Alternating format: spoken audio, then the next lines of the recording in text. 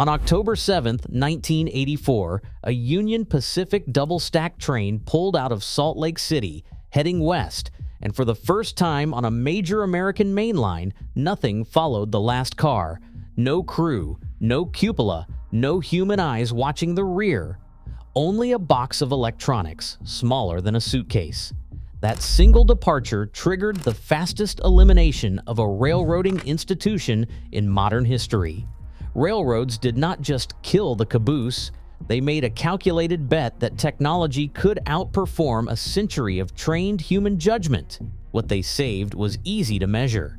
What they lost was not. Union Pacific's westbound double-stack train for American President lines left Salt Lake City on October 7, 1984, with a sight few railroaders thought possible. The last car rolled past, and there was nothing behind it but open track. The rear platform, once a fixture of American freight, was empty. No conductor at the window, no brakeman scanning the rails, no lantern swinging in the dusk. Where a steel caboose had always stood guard, a box of electronics now blinked in silence. This was not an experiment on a sleepy branch line. The train was loaded with containers bound for the Pacific, running on a main artery of the Union Pacific system. For more than a century, every such departure had included a caboose, part rolling office, part lookout post, and part home for the rear crew. Its sudden absence was more than a technical adjustment. It was a public break with a deeply rooted routine, one that had shaped the rhythm of American railroading since the days of steam.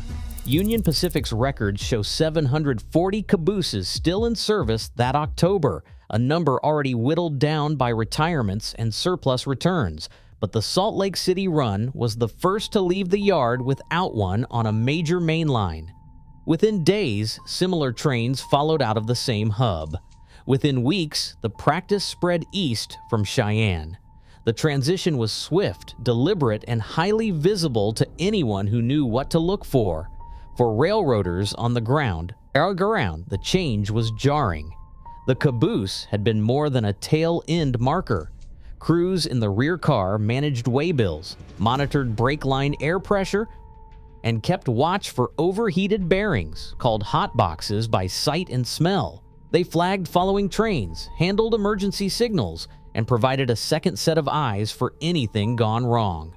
The cupola or bay window offered a vantage point no machine could fully replicate. Now, all those roles were reduced to a single device clamped to the last coupler. The end-of-train device, known as Fred, would flash a warning light, transmit brake pressure readings, and confirm motion or separation. But it would not see smoke from a failing bearing or hear the scrape of dragging gear in the night. The system had chosen what it could measure and optimized for that, leaving the rest behind. The empty rear deck of that Salt Lake City train was more than a symbol. It was a line crossed, one that forced everyone from yardmasters to union leaders to ask what exactly had been lost when the last human eyes disappeared from the end of the train. Inside the caboose, the work never stopped. The rear crew, usually a conductor and a brakeman, split their focus between paperwork and vigilance.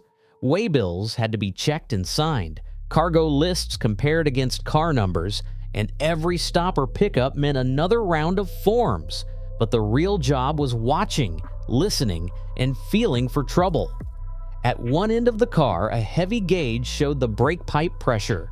The conductor's eyes flicked to it again and again, tracking the numbers for any sign of a leak or a slow bleed that could spell disaster if left unchecked.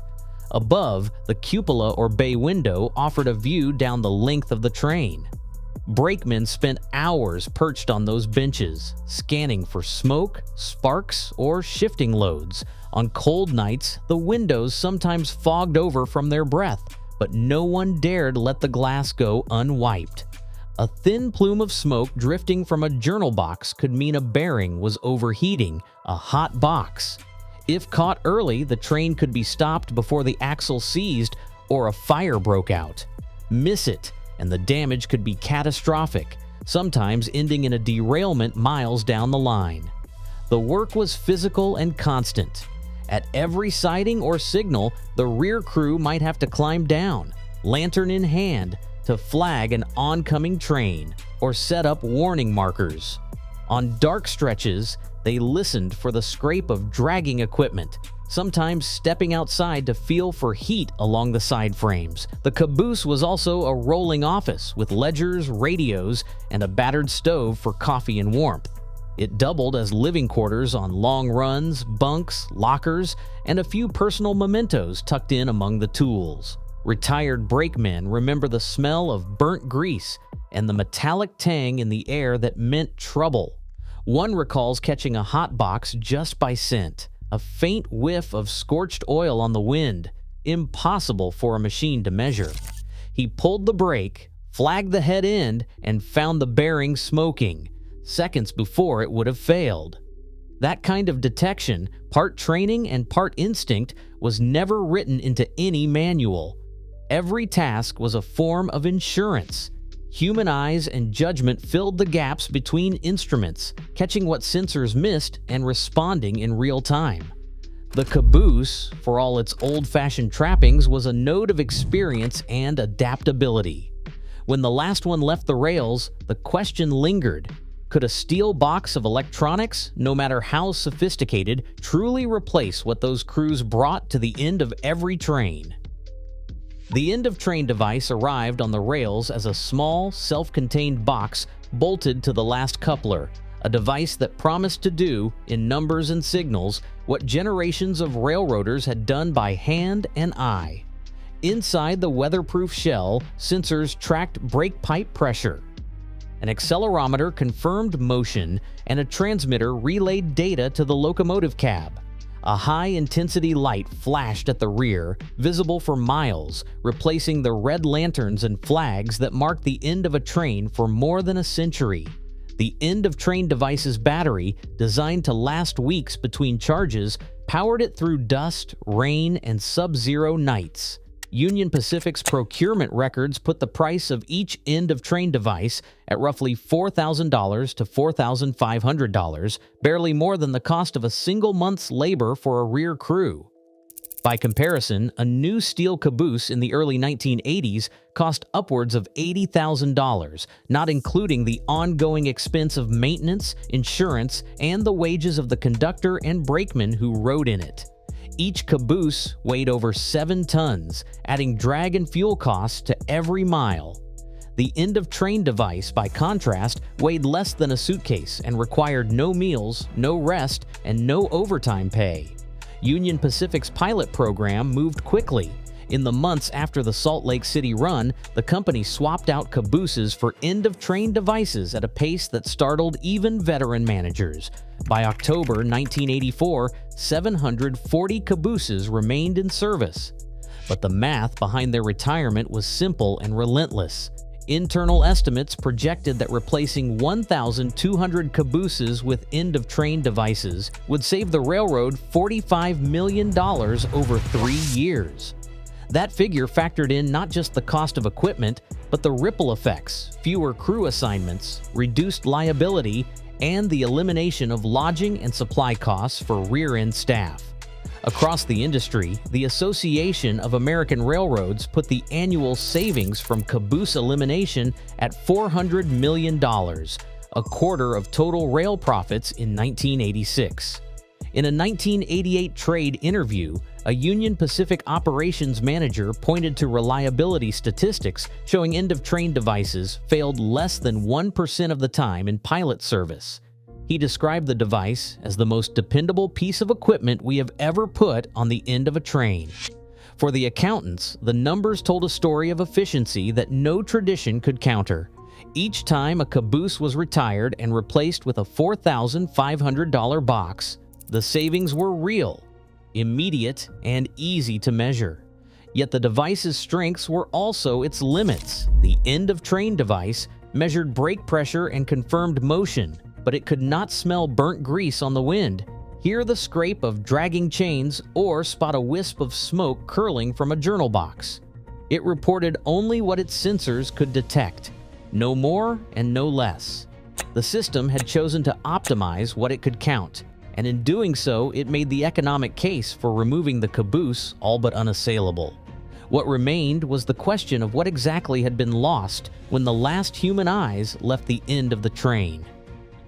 Union halls filled with a different kind of calculation. For every spreadsheet justifying the end of the caboose, there was a union representative ready with a story about what a machine could not see, could not sense, could not understand. The United Transportation Union and the Brotherhood of Locomotive Engineers filed formal objections at every regulatory hearing, insisting that human presence at the rear of a freight train was not a luxury, but a line of defense. Their filings described the work in concrete terms. A conductor who spotted a hairline crack in a coupler by the way it flexed under load. A brakeman who caught the faint tick of a loose spring as the train rolled over a bridge.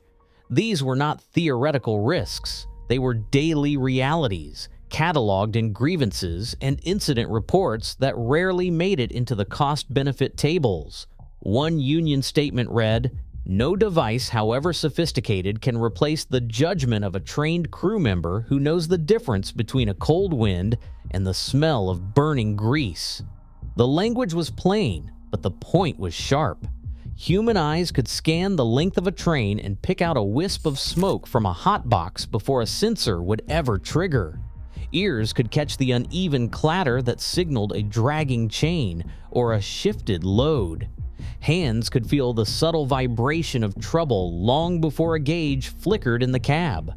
On winter nights, when fog and snow blurred the view from the head end, the man in the cupola became the last safeguard against disaster. Union leaders warned that the economic logic behind the end-of-train device was too narrow. They pointed out that a device measuring brake pressure could not flag a broken knuckle or a split rail.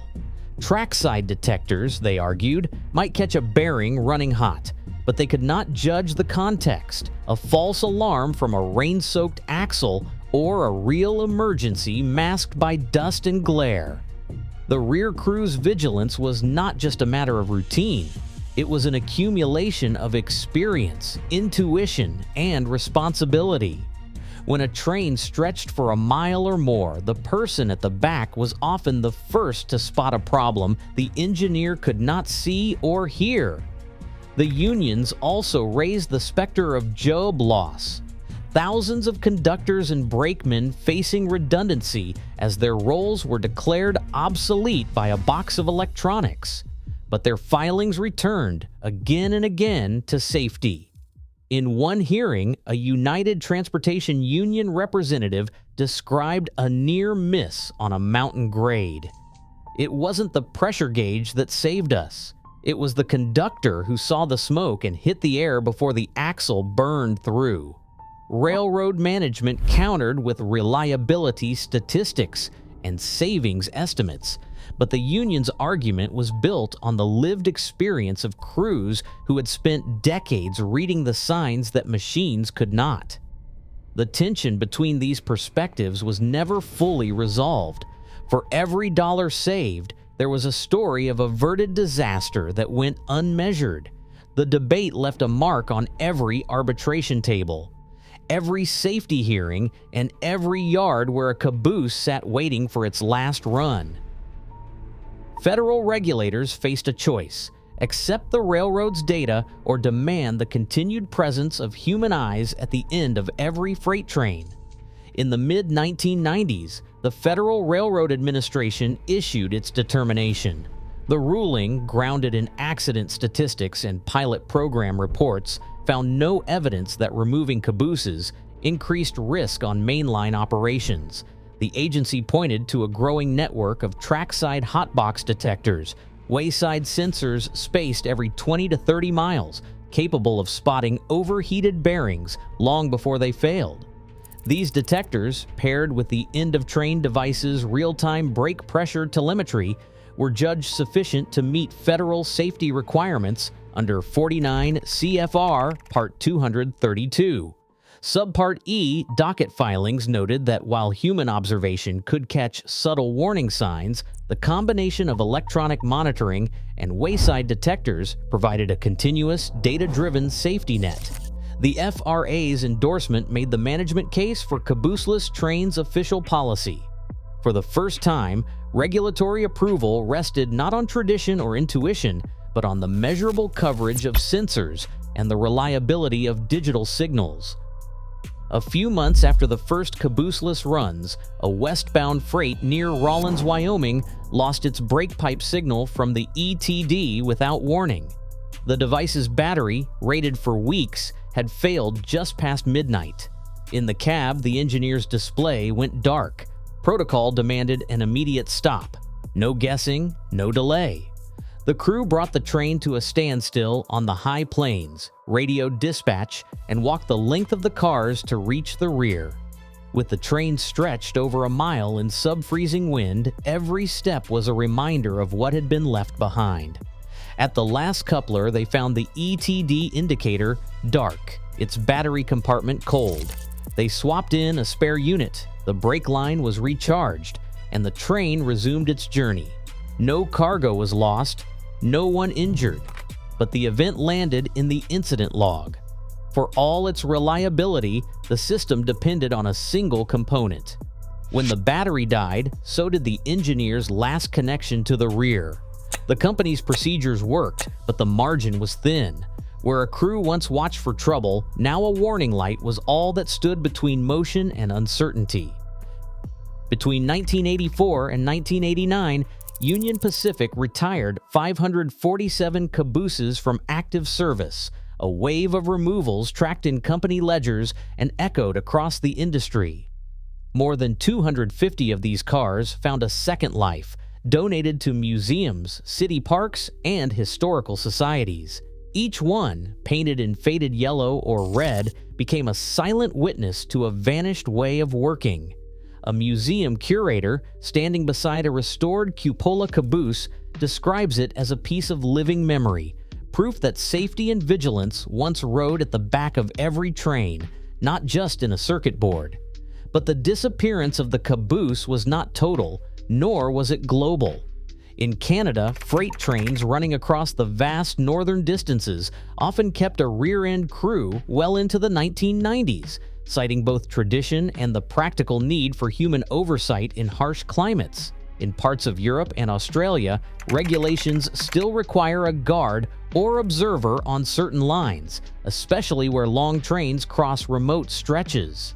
The American main line, by contrast, chose the path of automation almost completely. The result was a transformation measured in both numbers and absences, a landscape where the caboose became rare, but not entirely extinct. Today, the rear of every freight train is watched by sensors, not people. End-of-train devices track brake pressure and motion, but they cannot spot a smoldering journal or sense a problem the way a veteran brakeman once did. The shift was not a collapse, but a calculated trade-off, efficiency for intuition. As automation reshapes new sectors, the cost of what is optimized away remains as real and as invisible as ever. Share your thoughts below.